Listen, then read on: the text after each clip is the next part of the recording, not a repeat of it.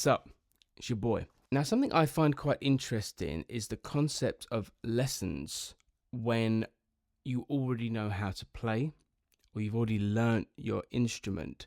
So I started playing when I was about 12 or 13. I'm now 35. Do the maths because I can't. I had lessons when I first started. I had two teachers. I had a teacher at the very beginning that was teaching me and another kid the fundamentals, and we progressed together. And then the other kid left, and then a new kid came in. And I remember a moment when the teacher's trying to teach me the riff to Walk This Way by Aerosmith, and then he's teaching the other kid how to play a D chord. That I thought maybe I should find someone that I can just have a one-to-one lesson on with. So I did. A guy called Marcus Brown, the guru, phenomenal player, and I had lessons with him until I was about maybe 2 years. I can't really remember, but the point I'm getting to is I got to a point where I could play. I knew how to learn some stuff, and I knew how to do basic solos over stuff, your pentatonic stuff. And then I didn't have lessons for years, like one-to-one lessons. Someone might show me something or whatever, but I never had lessons. And a few years ago, I felt frustrated with my progression, and you're watching this on YouTube, right? And there's a bunch of incredible material by amazing guitarists and music teachers out there that I picked up stuff from, and I'm sure you have done too. But there came a point where there was so much material, so much I could learn, that I didn't know where to start. So I reached out and got lessons from the amazing Rotem Sivan, and that was incredible. Online lessons, but one-to-one lessons.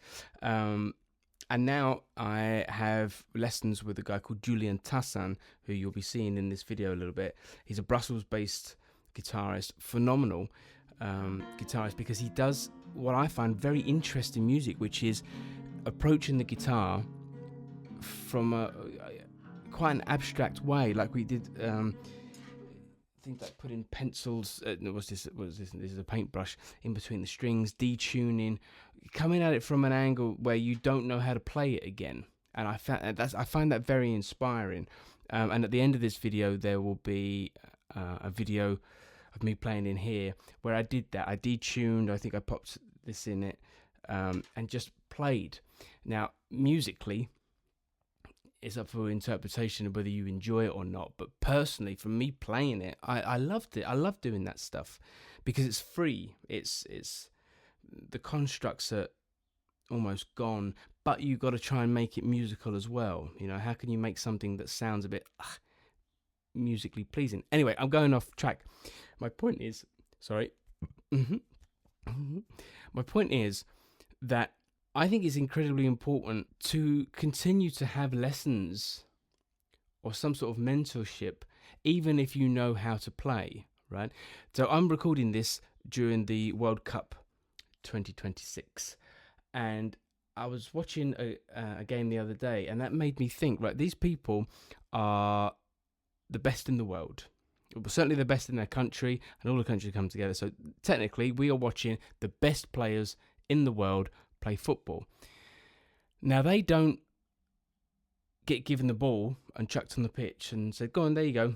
You know, you watch around the side, there's tons of coaches, there's a manager, there's instructors, all this sort of stuff. So, but these people at the top, you see what I'm saying? These are at the very top, yet they have people coaching and helping them to get even better. Why is it that musicians feel like we don't need to do that? Is it because it's a personal expression thing? I don't know. And maybe people do think this thing, but it's just not something I've seen a lot of or many people talk about. And I think it's certainly something that's really, really helped me not only learn new things, but get insight into how other people view music. And with my insight plus learning from their insight, it helps my insight grow better. Yeah. Whew. I'm free forming this. Can you tell? I think you can probably tell. This is not me saying that everyone has to have lessons.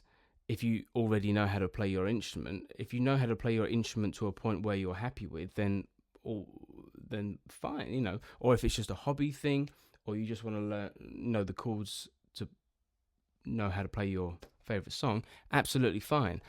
I think I'm just talking about how the concept seems, well, I don't hear very many people talking about people taking lessons when you already know how to play, or wanting to. It seems like there's a narrative that taking lessons, in this case taking guitar lessons, is only something you do when you're at the beginning and you're learning how to play the instrument initially, not something that you do later on in life. But I think we should talk about doing the thing later on in life as well, you know.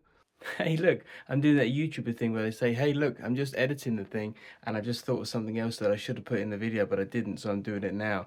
A few weeks ago, me and my dad saw Flea play in Amsterdam doing his solo tour, and he had a bass player with him, phenomenal bass player, Anna Butters. And during the concert, when he's introducing everybody, Flea said, I reached out and met Anna because I wanted bass lessons. Flea from the Red Hot Chili Peppers wanted bass lessons to get better.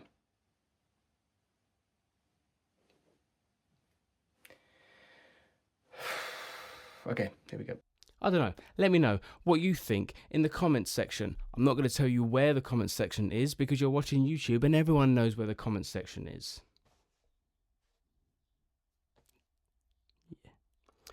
I'm going to stop talking now because it's 30 odd degrees and it's very warm in here. But please know that I love you.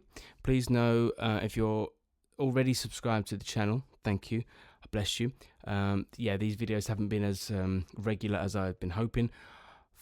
#forgive, but I'm climbing back on that horse.